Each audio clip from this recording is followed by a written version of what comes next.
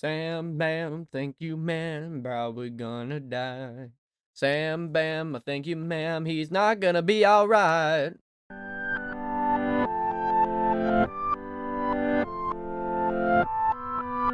Hello everyone, my name's Stonsey Boy and welcome back to Reading with Stonsey. Today we are going to be reading pages 61 to 71 of Somniphobia, where we get to hear the end of Sam's story. And for some reason, he wants to go into the dream sphere again. So we're going to learn why he does this, what he sees, and his mistakes. So to make this episode short and quick and to the point, let's begin.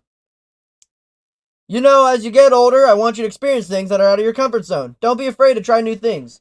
Within the lucid dream, Sam found himself at the high school. There was a sign hanging in the hallway about prom coming up. He was with Rad, and they spotted Lydia standing in her locker. Rad patted her shoulder. Go for it, Sam. Ask her to prom. She's a nice girl. Yeah, she's really nice. Sam shook his head. I don't know if I could do it, though. You can. Believe in yourself. But what if she says no? Rad shrugged a casual way. Then she says no. No big deal. And what if she says yes? You'll never know until you try. Sam scratched his head. What's the matter? Rad asked him. I feel like there's something weird going on, like I'm missing something. I feel a little nervous. I usually don't feel nervous here. What? Like you forgot your backpack or your phone? No, my backpack is in my locker and I have my phone in my pocket. Must not be important then. But you know what is? Asking Lydia to prom. Yeah, maybe. Sam's phone rang. Then Sam pulled a phone and checked the ID. It was his dad. He quickly answered. Dad, is that you? Hey Sam, yeah, it's me. I need you to come straight home after school. I have a surprise dinner planned for your mom. Surprise? What do you mean? Your mom sold her first art piece at an art dealer. We're all going to celebrate. I'm so proud of her. She can't stop dancing around the house. Sam was confused and then it dawned on him that he was in his lucid dream. This dream sphere was giving him the best experience of the last time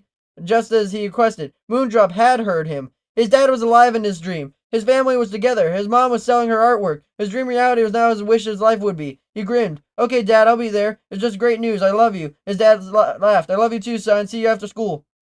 Dad clicked off his call, still smiling. He looked at Rad. I'm going to ask Lydia to prom, he said. If she says no, it'll be okay. It's not the end of the world. At least I know I tried. Right, Rad smiled back. Go for it, dude. Sam confidently walked up to Lydia. She was shredding her locker door.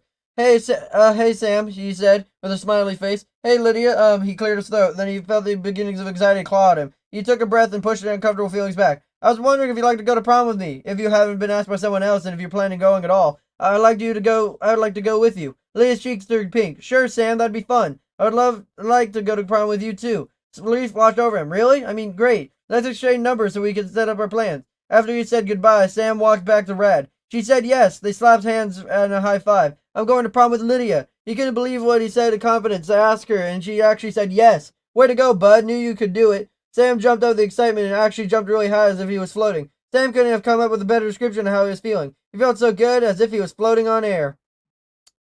Rad waited in high school parking lot to meet up with the guys. The day was kind of cold, and he could have brought a jacket. Not only that, but he felt off today, uneasy. What's up, dude? Jules asked, and slapped his hand. Bogart and Larry followed behind him. Not much, but good news. Sam's got the dream sphere at back of the house. He's going to do a study sesh, and then it's your turn with your sphere this week. He looked at it, annoyance flickering across Jules' face. That's cool, but look, my friend Davis works at the Mega Pizza Plex. He says they got in an awesome new arcade game that he says he's got to try before the long lines start. Let's head over. It'll be fun. Bogart said, I'm in. Larry said, cool. Rad scratched his chin. Well, I told Sam. Don't worry about Sam, Jules told him. He didn't even come to school today. He's not going to be up for the Pizzaplex. Sam can miss out this one time. Brad looked at the guys. They all stared at him, then gave a nod. Okay, let me text him. I'll just let him know we'll meet up with him later. He sent out a quick text to Sam and a group took off to Mega Pizzaplex. Mega Pizzaplex, here we come, Bogart announced. I'm so going to conquer this new game.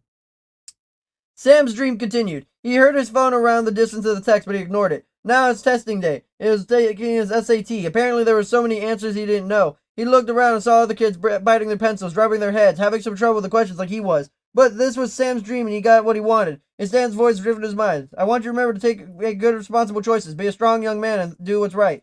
But that was in real life. Sam reasoned. In his lucid dream, he could pretty much do all he wanted without repercussions. All I want to know all the correct answers to the SAT, he whispered. Information began downloading into Sam's brain. His eyes widened as he suddenly knew all the answers to the question. He zoomed across the essay questions like a champ. He strolled up to the teacher and everyone stared at him. You completed the entire test? Miss Hooligan asked in an astonished expression. Sam handed over the test material. Yes, thank you. Then Sam strolled out of the classroom for an early lunch. He went to the locker, then he opened the metal door. The Moondrop's dream sphere was inside. Sam jerked in surprise and suddenly shut the door. How's the dream sphere here in my lucid dream? He wondered. Why is it in my locker? His phone rang. Sam took it out and checked the screen. It was his dad again. Not now. He clicked off the call and looked around him. No one was close by, and he opened the locker again, and he had an idea. You're my sphere, he whispered to Moondrop. No one else. Let everyone else forget about you. Only I will get to use you. Moondrop's eyes flashed red. Sam smiled. He took out the lunch and shut the door, then set off toward the bleachers. When Sam got there, the eyes were talking about who was the strongest in the group. It was me, Jules said. I'd say I'm the strongest out of everyone. We all know I'm already the fastest. Maybe, Larry said. Could it be a tie between you and Rad? Bogart suggested. Rad doesn't eat more than once a day, Jules said with a laugh. I eat when I'm hungry, Rad said with a shrug. Sam sat next to Rad and leaned to his ass. Hey, whose turn is it for the spear? Rad frowned at him. What spear? Sam tried not to smile. Never mind. When he shifted toward Jules, maybe I'm as strong as you. Jules laughed long and hard. Yeah, right. I don't think I ever heard tell a joke before, Sam. Good one. You're finally lightening up. He shrugged.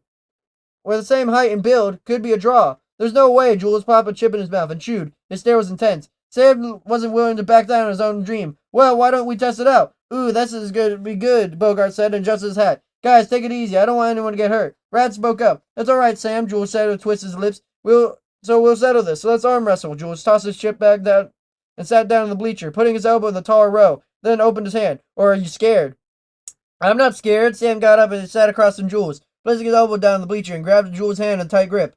Bogart covered his grip with his own, holding them evenly in the center. Okay, guys, let's see who's got the real muscle here. Ready? Go! Bogart released their hands and Jules immediately put all his strength against Sam. Sam held his ground, and his grip's hands struggled to stay in the middle. Yes, Jules was strong, but Sam's dreams Jules was stronger than him. They struggled back and forth a few moments, then Sam adjusted his wrists and pushed with all he had against Jules' arm. Jules' face turned red, his arm began to shake. Sam gritted his teeth and shoved Jules' hand down in the bleacher and released. Sam wins! Sam's the strongest, Bogart shouted. Holy cow, what do you know?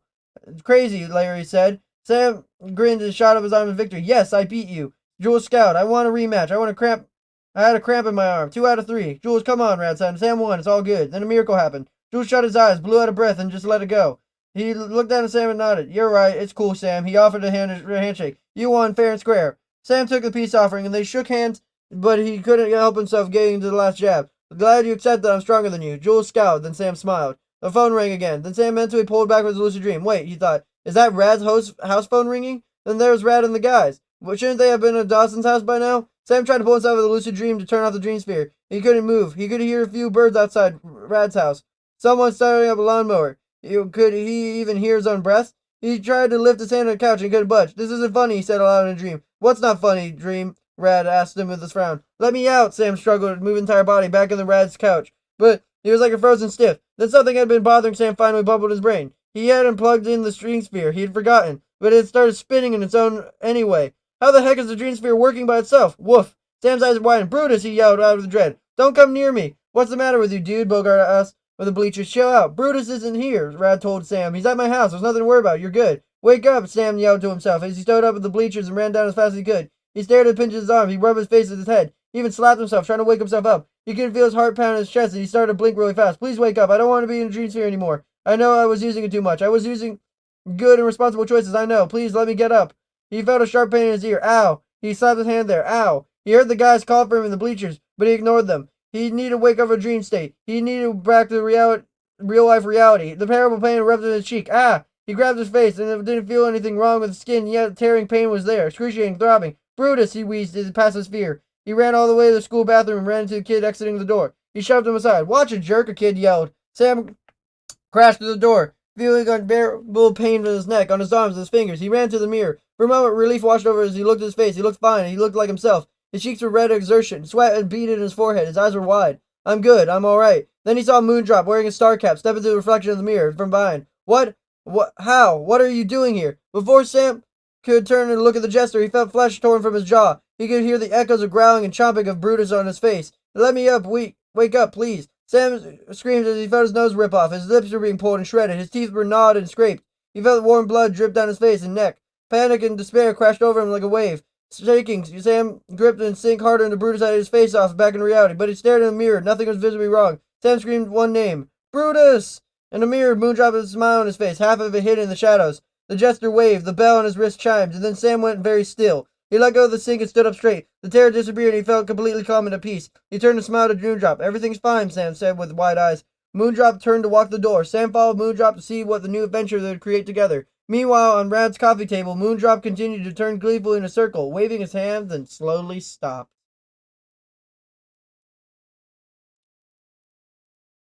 Wow. That was something. Not exactly how I thought that would end, but it was definitely something but around the lines of a book and a story. But yeah. Today we read pages 61 to 71. I'm sorry. I read that wrong. Next time we'll be reading pages 72 to 10. 72 to 10. And then you make me go and press it, and then it goes, and then what? Hello? Oh, right. My bad.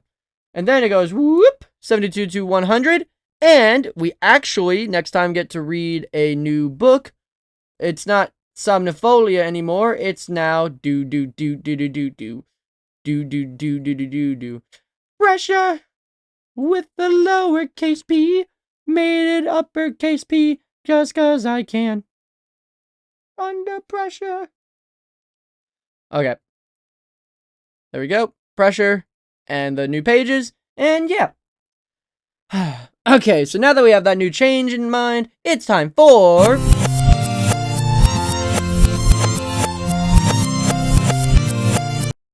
Reading Corner of the Day, doing it up Stonsey's way. But today we are learning about the Whippet. Whippet, just Whippet. Okay, today we're learning about the Whippet, which is the final hound of the hound group. So next episode, we're actually going to be... This is actually the end of the hound episode. Hello! And this is going to be posted tomorrow, as of the audiobook. So that's cool. The full thing will be posted the day after tomorrow. It's this whole thing. But yeah, the Whippet. So before I can learn of its history or anything like that, I should also...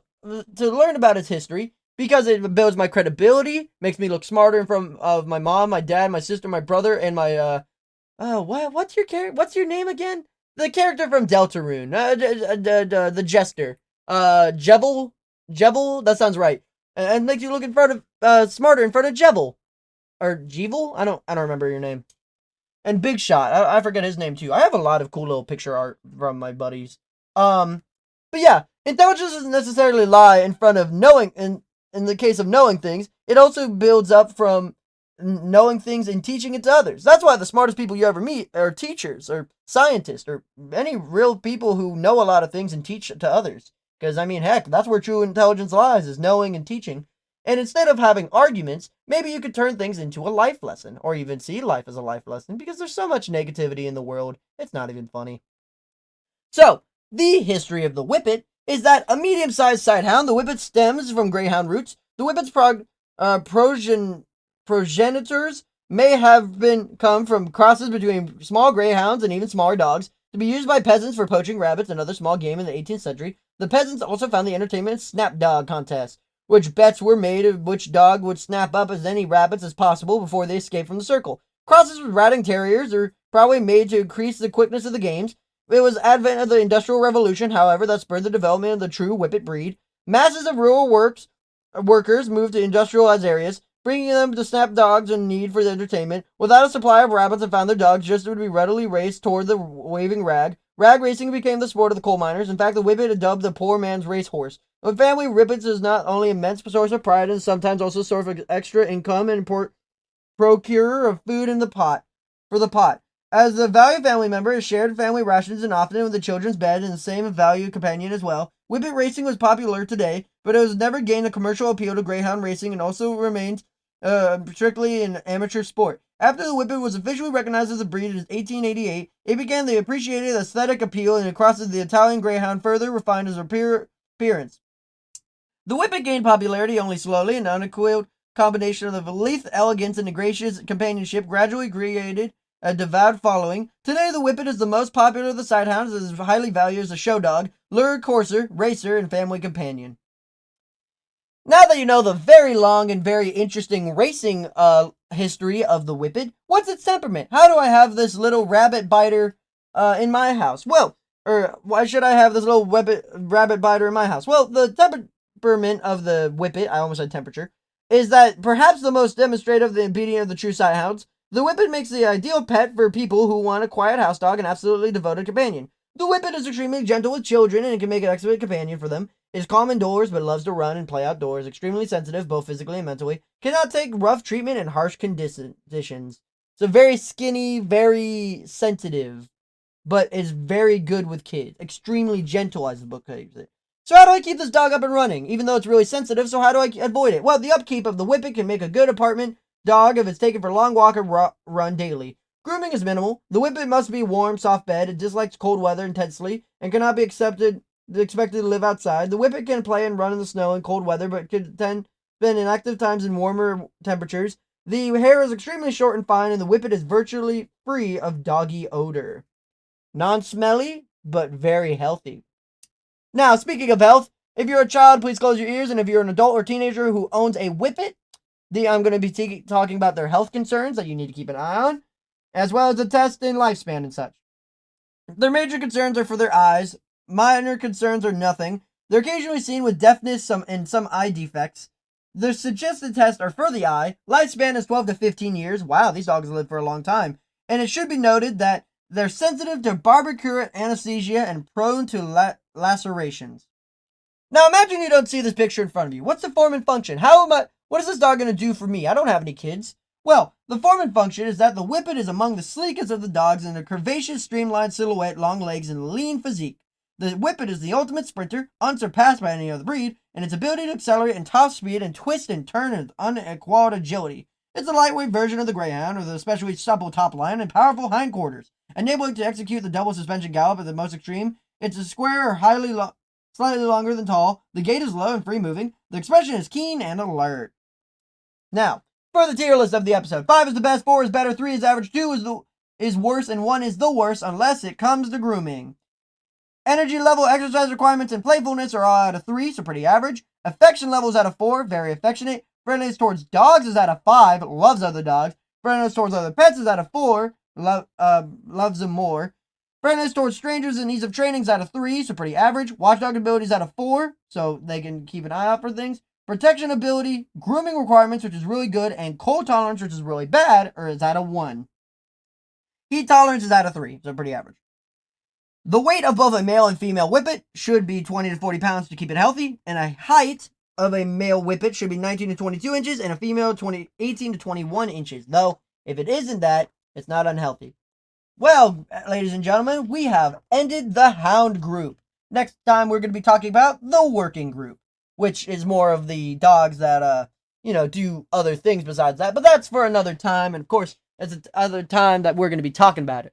So, hope you guys have a fantastic, wonderful day. Be polite, be efficient. Make sure to like, comment, and subscribe, as we both not only ended a story, but also the dog chapter. So, yep.